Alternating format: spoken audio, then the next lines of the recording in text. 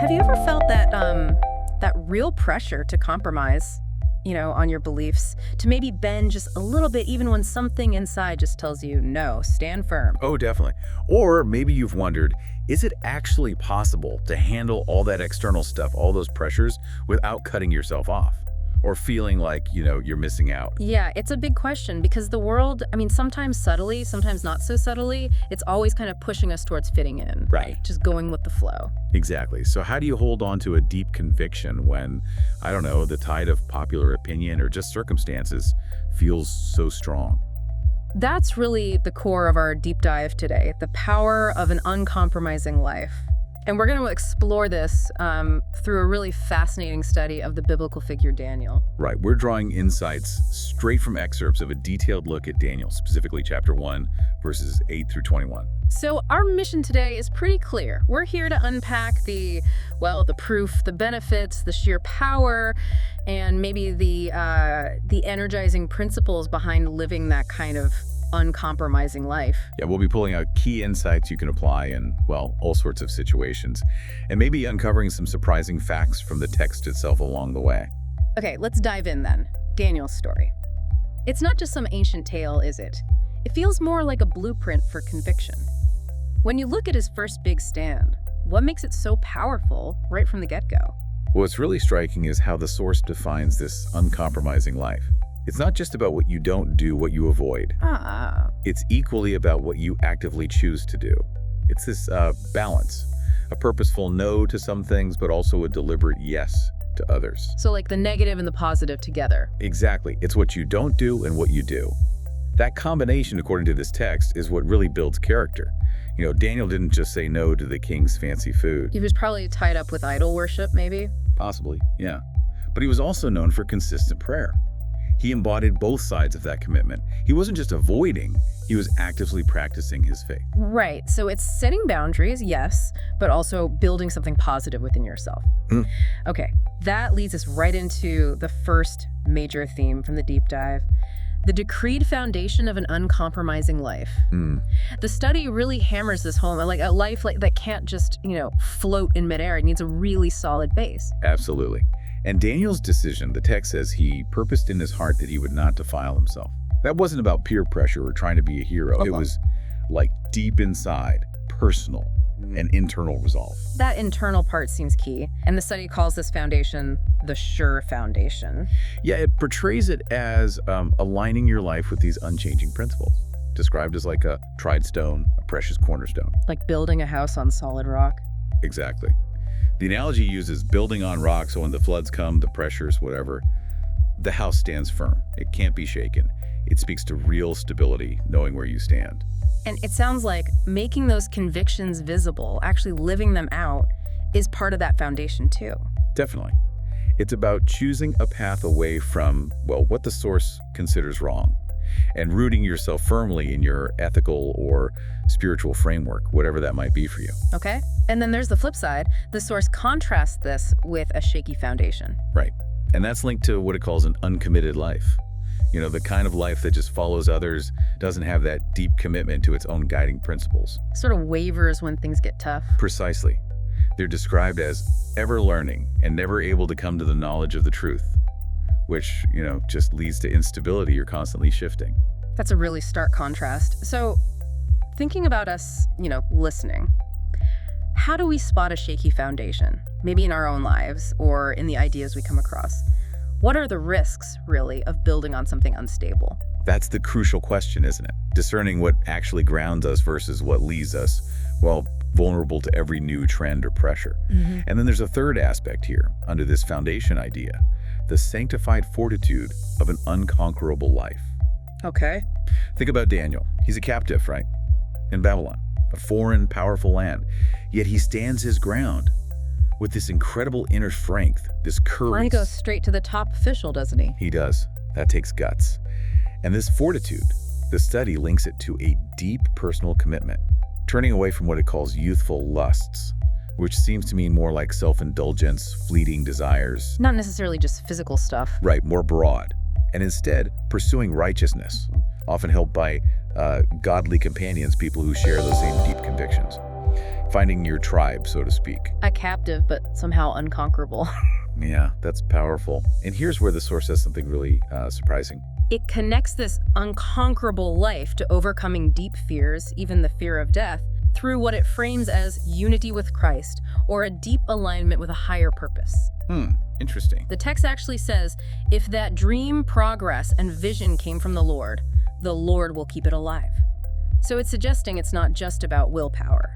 But a conviction that your purpose is somehow protected or sustained if it's genuinely aligned. Exactly, no matter the threat. That's profound. Yeah. Because fear, especially that deep existential fear, it can cripple us, right? It can stop us pursuing our visions. Absolutely. But if you operate from this conviction, this sense that your purpose is bigger than you or divinely backed, well, that could breed some serious resilience. Yeah. Real fortitude. Which leads us perfectly into the second big point, the disciplined focus of unconfined loyalty. Yeah, well, This part really focuses on how tempting it can be to, drift off your path, especially when you see others maybe taking shortcuts or their wayward lives, as the source puts it, seem to be working out for them. the temptation of apparent success elsewhere. Right. So it's about keeping that sharp, disciplined focus on your own convictions. And that focus is constantly tested, isn't it? Look at the story with the Prince of the Eunuchs again. He was genuinely afraid of the king. He literally said Daniel's request could endanger my head. Yeah. And the source calls this others' needless fear that cripples scriptural consecration. It basically argues that the fear of man bringeth a snare. Fear of what people think or what they might do can trap you. Even people in powerful positions like King Saul, the source mentions him as an example. Right. So connecting this to the bigger picture, it's about handling those external pressures, standing firm, even when someone else's fear is telling you don't rock the boat. Which is easy to say, harder to do. Fear is a powerful motivator, even if it's someone else's fear affecting you. Absolutely. And Daniel's response to that fear, that illustrates what this study calls our nurtured faith that compels only steadfast consistency. He didn't just dig his heels in and say no. No, he offered a solution. Exactly. He proposed a practical test. Just give us pulse, Yeah. Simple vegetables, grains, and water for 10 days, then compare. See how we look next to the others eating the king's rich food. Okay, now this next bit, it suggests Daniel's idea wasn't really just about diet, was it? Not at all. It was a test of conviction, wasn't it? Yeah. Pitting his principles against the king's decree and popular practice. Right. And the source really emphasizes it's not just about the food we eat, but the word that we take in, the mental, the spiritual nourishment. That's what makes us who we ought to be spiritual. It's about living by your code, not by fear or convenience. And the result, that was pretty remarkable. This is the observed new freshness that confirms obvious supernatural consent. Yeah, after 10 days, Daniel and his friends, they appeared fairer and fatter in flesh, healthier, basically, than all the children which did eat the portion of the king's meat. Wow. And the source doesn't just put this down to, a healthy vegetarian diet. It attributes this new freshness, this vitality, to the Spirit of God. It calls it supernatural consent, like an outcome beyond what you'd normally expect, a kind of divine thumbs up. Okay, so it's presented as real proof. Proof of protection, power for those who keep that disciplined focus. Exactly, which flows right into the third main section, the divine favor of our uncommon Lord. Right. The idea here seems to be that if you take an uncompromising stand, one that aligns with and glorifies him, as the source puts it, Then it attracts a kind of unique favor, a divine favor. This is where that commitment starts showing up invisible, sometimes really surprising results. and the first result highlighted is pretty stunning, the special favor of 10 times better than our peers. Yeah, the text is specific. After the test, Daniel and his friends were found to have knowledge and skill in all learning and wisdom. And Daniel specifically had this extra gift, understanding in all visions and dreams. And when the king actually interviewed them, He found them 10 times better than all the magicians and astrologers in all his realm. 10 times better. That's not just a little bit better. That suggests a huge difference, doesn't it? Like a whole other level of insight or ability. It really does, a massive qualitative edge. And it wasn't just compared to their peers right then, it was also the significant favor of 10 times better than our past. How so? Well, the source reminds us, these guys came into Babylon as captives. They didn't know the language, the culture. They were starting from scratch, really. Right, total outsiders. Yet, they quickly learned and understood so much that they actually surpassed their teachers. It's presented almost like a promise. Commit like this, and you can receive greater wisdom, a new understanding that takes you way beyond where you started. Wow. Transformation. Yeah. And then the final favor mentioned is the spiritual favor of 10 times better than our people. Here, Daniel himself is really highlighted. He stands out, even among the other Jewish captives in Babylon. And the source points to later things too, like the fiery furnace, the lion's den. Yeah, exactly. Chapters 3 and 6. Interpreting the king's dreams when no one else could.